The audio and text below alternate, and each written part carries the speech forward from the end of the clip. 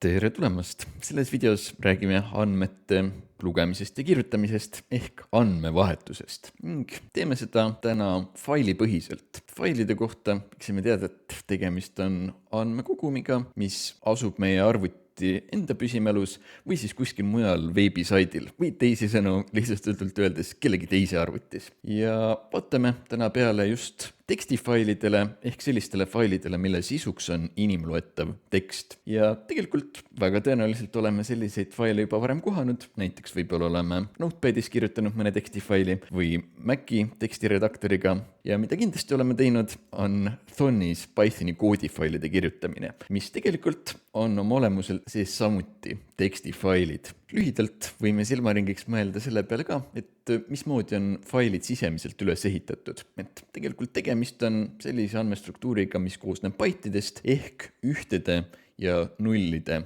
jadast. Ning võime ette kujutada seda, et tekstifailide puhul on kindlad ühtede nullide jadad kodeeritud mingiteks kindlateks sümboliteks, et näiteks A ja B siin vastavateks ühtede nullide jadadeks. Nüüd, mis meil eesti keeles tihtipeale eraldi vastu tuleb, on see, et päris üheselt seda ei ole määratud, missugused koodid on meie eesti täppitähtedel. Et siis sellele peame eriliselt tähelepanu pöörama nii, et me peame oma Pythoni programmid seadistama kasutama sellist asja nagu UTF-8 kodeering, mis määrab siis üheselt ära, et missugust koodi me enda eesti täppitähtede jaoks kasutame.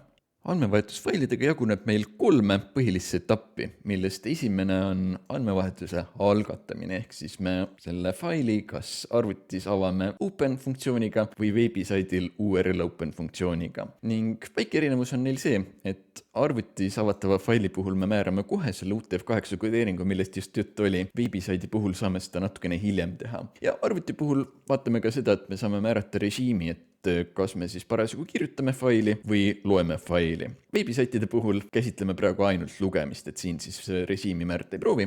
Teine etapp on andmevahetuse sooritamine juba, et siis seda avatud faili kuidagipidi töödelda, et arvutist siis loeksime andmeid readline ja readlines funktsioonidega, mille kohta näeme kohe hetke pärast ka näiteid, kuidas nad erinevalt töötavad. Ja write funktsiooniga saame faili andmeid kirjutada. Ja kui tahame veebisaidilt andmeid lugeda, siis on meil tarvis read funktsiooni ning ka decode funktsiooni, millele me saame nüüd määrata selle UTF-8 kodeeringu. Ehk siis faili puhul, mida me veebist loeme, me määrame nüüd selles etapis UTF-8 kodeeringut kasutama. Ja viimane etapp on andmevahetuse lõpetamine ja seda nii arvutis kui ka veebisaidilt saadava faili puhul siis kasutame close funktsiooni.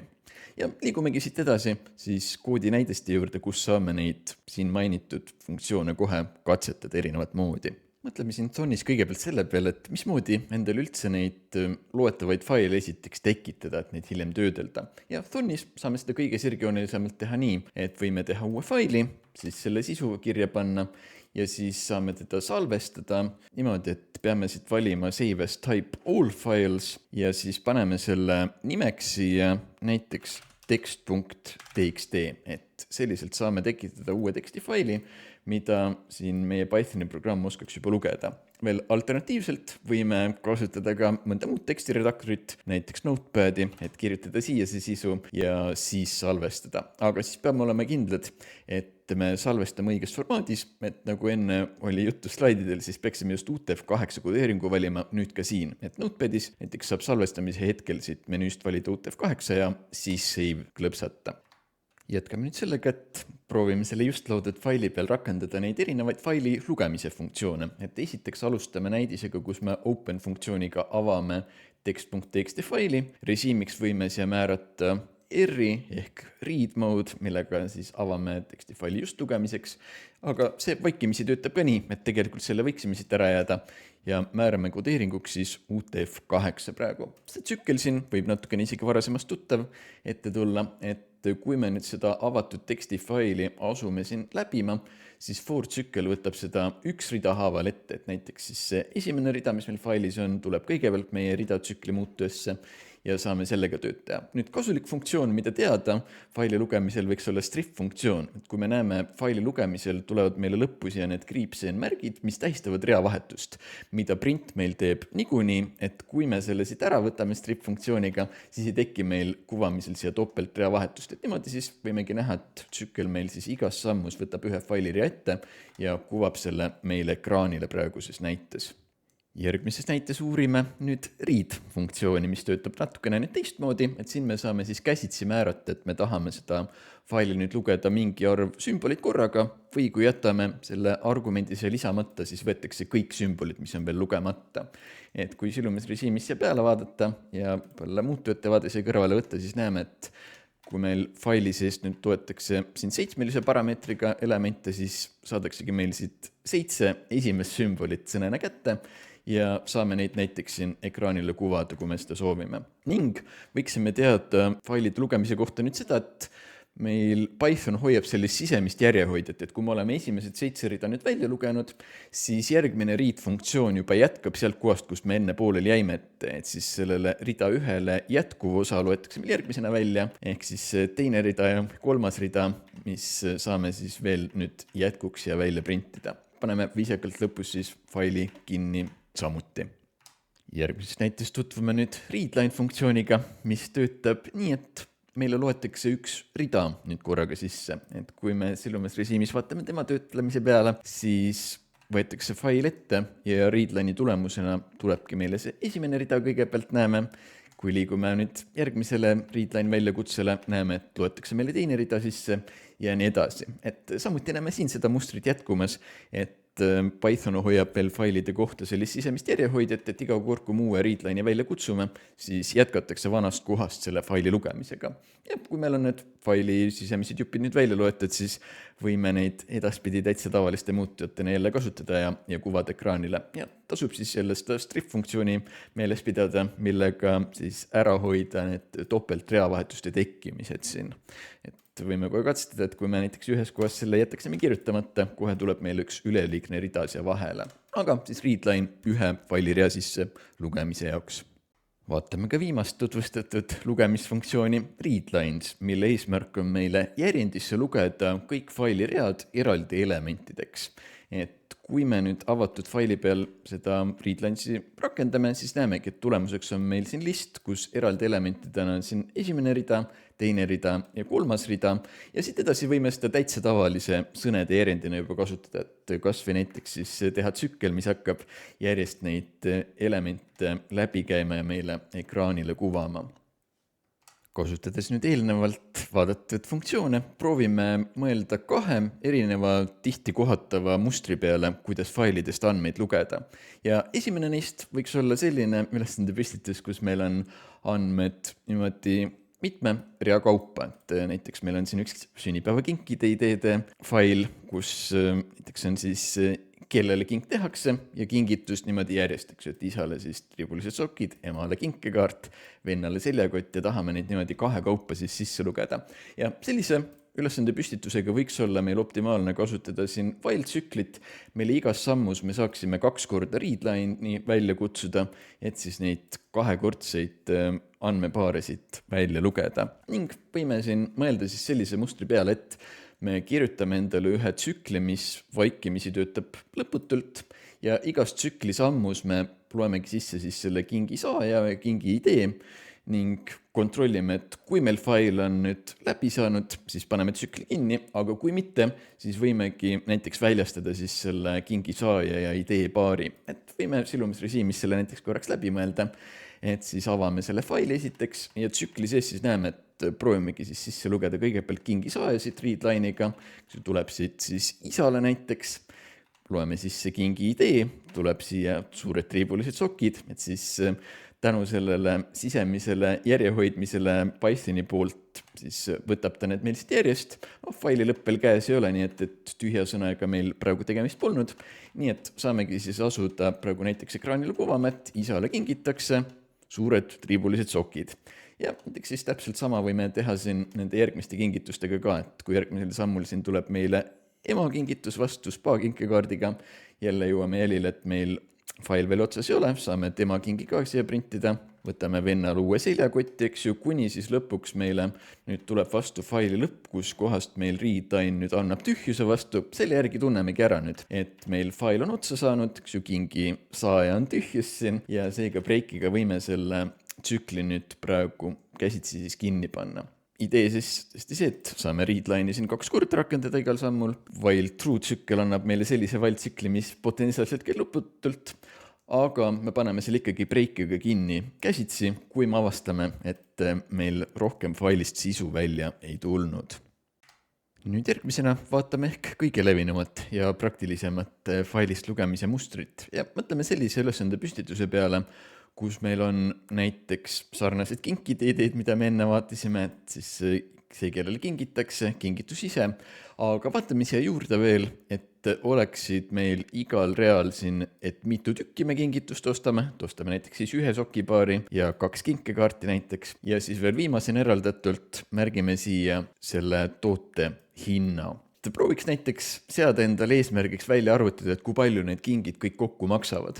Ja taandub selline ülesanne meil sellele, et me peame esiteks oskama tsükliliselt kõiki neid ridu läbi käia, peame oskama neid kõiki osi siin osadeks jagada, et need siit eraldi välja lugeda, peame oskama teisendada need arvulised väärtused õigetesse andmetüüpidesse ja siis lõpuks seda kogu hinda peame oskama kokku arvutada. Et siis avamegi selle sama kinkide ideed 2 faili siin ja proovime siis välja arvutada, palju need kingid kõik kokku maksavad. Et siin see on juba valmis seatud siis, et paneme siia ühe koguhinna muutuja, mida me lõpus tahame kuvada, et las see pakkimise alguses olla 0 ja asumegi siis tsükliga läbi käima kõiki neid ridu ja proovime need vastavad andmed kätte saada, mida siia koguhinda lisada.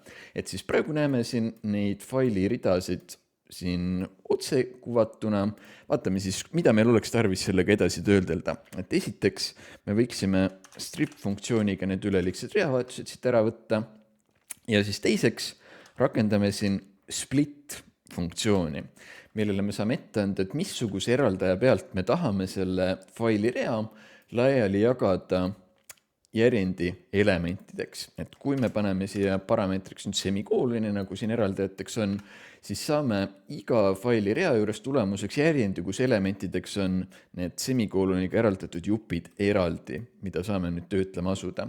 Et võiksime siis printimise asemel selle näiteks mingisse muutujasse praegu kirjutada, et näiteks osad, ja võtame siis siit need elemendid välja, et meil on siis see saaja siin, see on 0 indeksil, siis teisel positsioonil indeksil 1 on meil siis, et mis kingiga on tegemist, siis 3. element ütleb, et mitu tükki meil seda kingitust nüüd ostetakse ja oleme siin nüüd tähelepanelikud, et me peame selle tekstilise 1 ja 2 teisendama täisarvuks. Selle jaoks tuletame meelde int funktsiooni, et siis võtame osade teiselt indeksilt selle koguse, kui palju me seda kinke ostame ning võtame viimasest parameetrist veel nüüd hinna välja ja komakohaga arvude teisenduse jaoks võime meenutada float funktsiooni.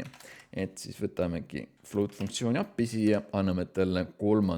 indeksi siia. Ning sellega meil võikski siis olemas olla nüüd iga faili rea kohta, et mitu tükki me seda real olevat kinke ostame ja mis on selle hind. Ning kokkuvõtvalt võimegi siis seda kogu hinda täiendada nüüd nii, et korrutame selle kingi koguse siis sellega, et mis selle ühe tooteühiku hind on ja loodetavasti lõpuks saamegi siis need kokku, et kui palju need eurosid siin maksavad. Ja võime silumisrežiimiga see lühidalt sisse vaadata ka, et iga kord, kui me failist nüüd ühe rea ette võtame, siis vaatame selle kogu töötlussammusid nüüd üle. Kõigepealt strip funktsiooniga võtame selle reavõtuse märgi siit ära, siis split funktsioon jagab selle eraldi segmentideks ja siis saame siit välja võtta kõik need infokillud, mida meil võiks tarvis olla, et näiteks kui meil on tarvis mingit sõnelist osa võtta, saame seda otseindeksi järgi võtta, et näiteks siis isale ja siis triibulised sokid ja nüüd indeksilt 2 saame juba kätte siis selle arvu 1 näiteks, et saame sellest siis täisarvu välja lugeda, saame komakohaga arvu välja lugeda siit 9,9 seest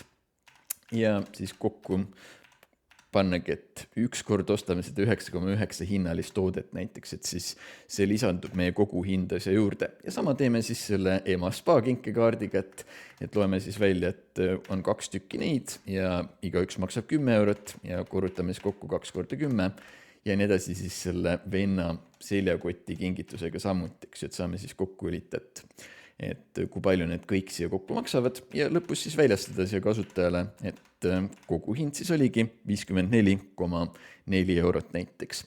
Nüüd järgmisena võiksime ette võtta ka faili kirjutamise operatsioonid, et kui me tahame faili kirjutamisrežiimis nüüd avada, siis anname open funktsioonile režiimi parameetri 2v ehk write režiim ning nüüd meil on võimalik selle faili peal rakendada juba write funktsiooni.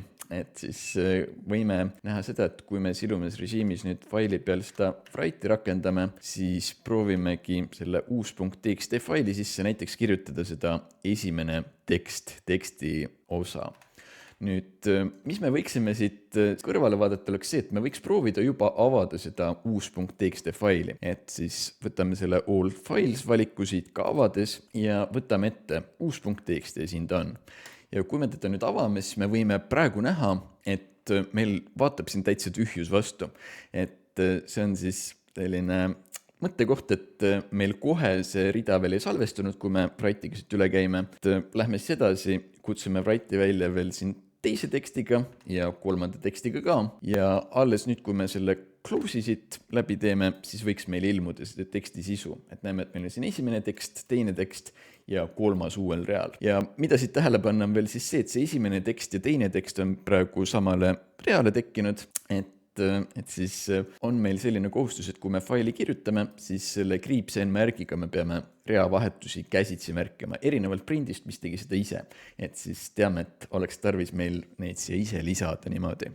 Nüüd mõnikord meil võib olla muutuv kogus andmeid, mida me tahame faili kirjutada ja selle me võime ehitada tavalise tsükli peale, et oletame näiteks, et meil on siin rida 1, teine rida ja kolmas rida nüüd tarvis kõik faili kirjutada, siis võime for tsükliga sellest sõnade komplektist üle käia ja iga ühe kohta nendest välja kutsuda write funktsiooni ja ärme siis jällegi unusta seda kriipsn-märki. Ja kui me nüüd selle käivitame, siis võime jällegi vaadata, et kui me openiga avame selle uus.txt faili, siis jällegi on see sisu meile siia ilusti kõik ilmunud tsüklilise töötamise järel. Vaatame ühte näidet ka veebis faili avamisest, kus siis kasutame seda URL open funktsiooni. Et selle jaoks, et see endale siia kasutusele võtta, peame kõigepealt importima selle funktsiooni just sihukese reaga ja siis võime URL open funktsioonile ette anda parameetriks, et missuguse veebilingi tagant me soovime faili avada. Et näiteks anname siia selle mesipuu.txt faili ette.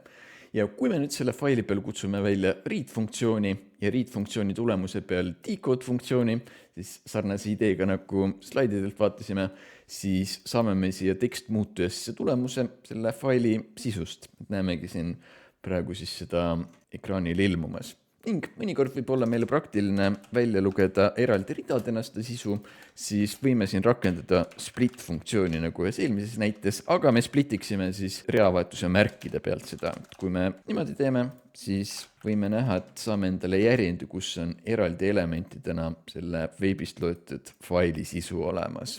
Vaatame lõpusirgeks veel paari nuputamisülesannet, kus proovime jälile jõuda, mis meil koodippides viltu läheb. Ja siin esimene näide on faili kirjutamise kohta. Et näeme, et avatakse siin üks fail ja proovitakse üks tähtis teade siia sisse kirjutada. Et võitegi võtta paar minutit see video pausile panna ning proovida juurelda, et mis siin võis täpselt viltu minna. Ja, lähmegi siis nüüd edasi ja proovime jälile jõuda, mis siin valesti läks. Et kui ta praegu siit tööle panna, siis võime veenduda, et meil see meenutus.txt midagi ei sisalda, et see sisu siia üldsegi ilmu. Mis siit oli ununenud, oli close funktsiooniks, et nagu ennegi koos nägime, siis on meil tarvis see fail kinni panna ja alles siis ilmub meile sisu. Nii et sellepärast meil pesupäeval siis see viltu praegu läkski, et teated see kirjutamata jäid. Ja vaatame ühte nuputusülesannet veel. Et siin on meil ülesandes 2 murekohta ja võitegi võtta taaskord paar minutit, et mõelda, mis siin täpselt võis siis viltu minna. Vaatame siis hetke pärast koos, mis need murekohad siin on. Ja lähmegi siis koos siit edasi.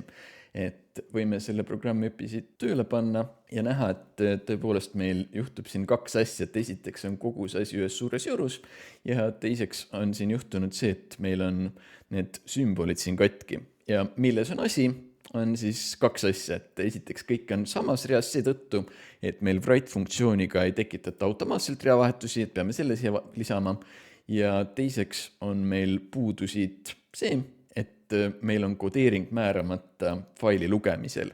Et siis panemegi siia !n-märgi ja paneme faili lugemisel ka kodeeringu, siis töötab meil see sisu juba ilusasti. Ja sellega ongi siis tänane video lõpuni jõudnud. Kohtume juba järgmisel nädalal uues videos.